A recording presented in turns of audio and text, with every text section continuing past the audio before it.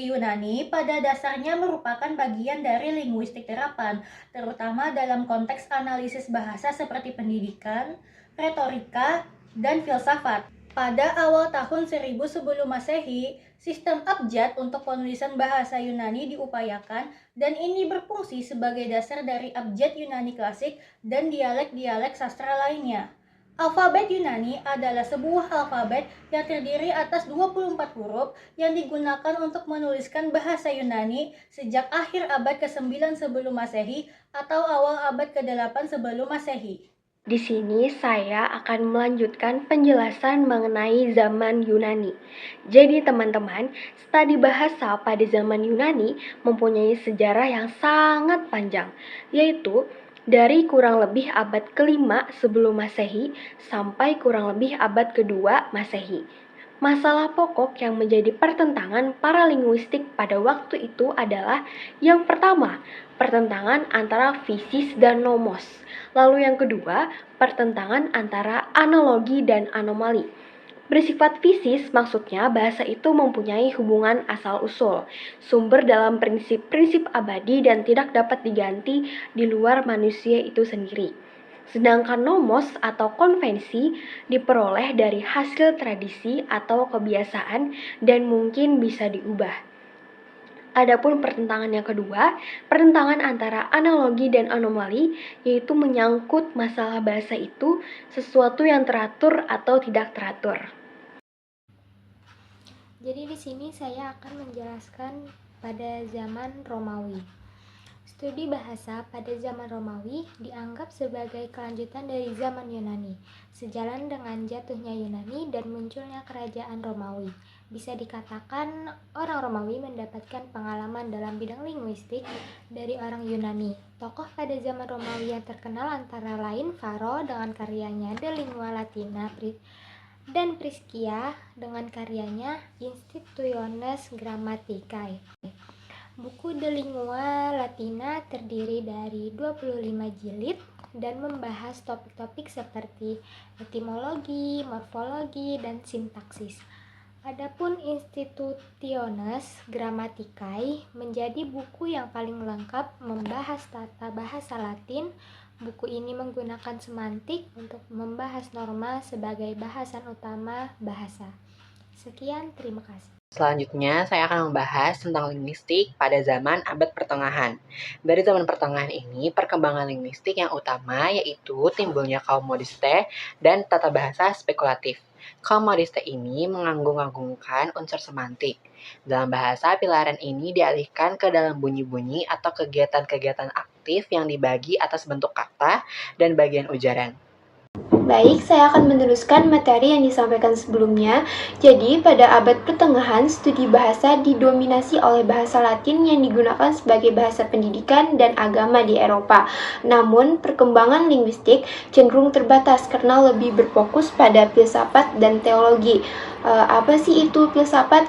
Jadi, filsafat di abad pertengahan ini disebut juga filsafat divinitas atau teologi yang dicirikan dengan adanya hubungan erat antara agama Kristen dan filsafat. Pemikir filsafat pada era ini kebanyakan berasal dari komunitas rohaniwan dalam gereja Katolik, misalnya uskup, imam, pimpinan biara yang minat dan perhatiannya tercurah pada ajaran Kristen. Nah, jadi kali ini saya akan membahas tentang linguistik pada zaman Renaissance. Jadi pada zaman Renaissance, linguistik mengalami kemajuan karena banyak sarjana yang menguasai bahasa Yunani, Ibrani, Latin, dan juga Arab. Mereka juga melakukan kajian dan menyusun serta membandingkan bahasa-bahasa tersebut. Renaissance juga mengalami pergeseran dalam pemikiran linguistik dari pendekatan tradisional menuju pendekatan yang lebih analitis. Para pemikir mulai mempertanyakan struktur dan fungsi bahasa yang kemudian menjadi dasar perkembangan linguistik modern. Nah, hal ini termasuk pengamatan terhadap tata bahasa sintaksis serta bagaimana bahasa berfungsi sebagai konteks sosial. Nah, selanjutnya saya akan menjelaskan tentang zaman historis komparatif. Linguistik historis komparatif membandingkan dua bahasa atau lebih pada periode waktu yang berbeda. Kajian ini dilakukan untuk menemukan titik perbedaan dan persamaan, sehingga dapat menemukan kekerabatan bahasa pada abad ke-18. Sir William Jones mengemukakan tentang kesamaan antara bahasa Sanskerta Latin dan bahasa Yunani yang menandai awal dari linguistik komparatif ini. Kemudian berkembang menjadi studi keluarga bahasa Indo-Eropa. Sedangkan Rasmus Rex, Jacob Grimm, dan Eges Schleicher mengembangkan teori tentang perubahan bahasa dan membandingkan bahasa-bahasa yang ada di seluruh dunia, termasuk mengklasifikasikan bahasa-bahasa yang ada di Indo dan Eropa.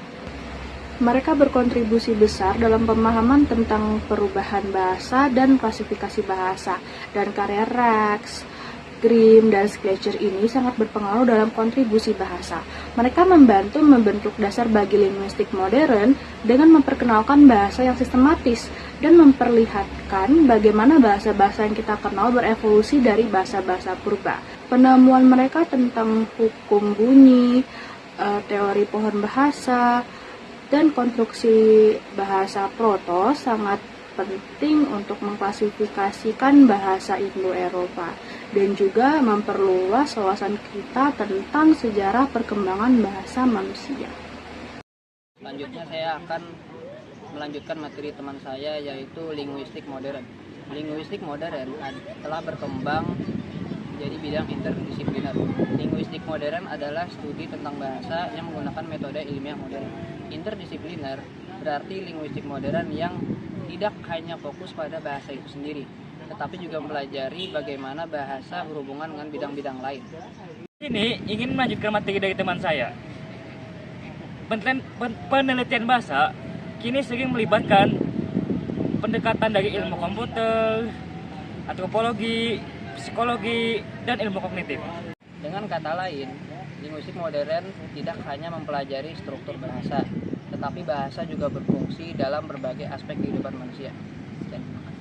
Hanya waktu, linguistik telah beralih dari studi bahasa secara deskriptif menuju pendekatan yang lebih analitis dan teoritis.